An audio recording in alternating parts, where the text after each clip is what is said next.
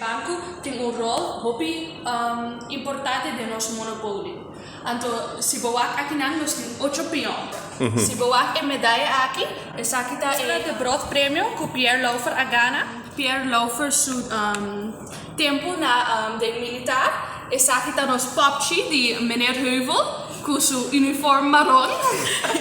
Nós temos seu tas acadêmico para gastar seu tempo como professor. Aqui nós temos pen para simbolizar seu tempo que está escritor. Aqui nós temos flor que simbolizar seu amor para a natureza. Então, esse aqui está tambu para simbolizar seu amor para a música. Mira, tem diferentes tipos de propriedade. Tem uma que você compra, estação, casa, assim, a coleta na pena conta, mas também tem uma chance e caixa de comunidade. Chance e caixa de comunidade são dois outros diferentes. Se você arriva caixa de comunidade, o que está aqui, você tem que ter caixa e ler o que tem arriba e caixa, que está nossa comunidade.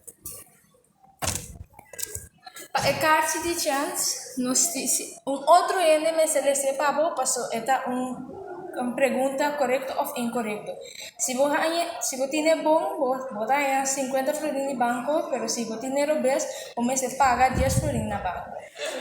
Nós trazemos monopólio aqui para dar bastante informação tocante de Pierre Laufer, na maneira que o jogador pode desfrutar, mas também sem a dinheiro. Nossa parte nos pode ser em 4. O primeiro caia aqui está Pierre sua juventude e sua vida.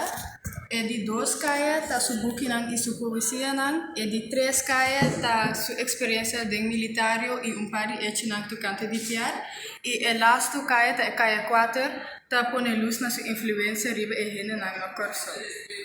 O primeiro caia está aqui. Está começando onde Pierre nasce, 22 de agosto de 2000. Eu decidi mencionar par de Pierre e seu book prosa com poesia. Sobre ela publica prome ding de stoep, met een periodiekje Hollandees, con literatura. Anto después ela ganha pergunta iopa e também publica na papiamento, su idioma materno. Anto io rei assadi patria e promettomo di poesia na papiamento.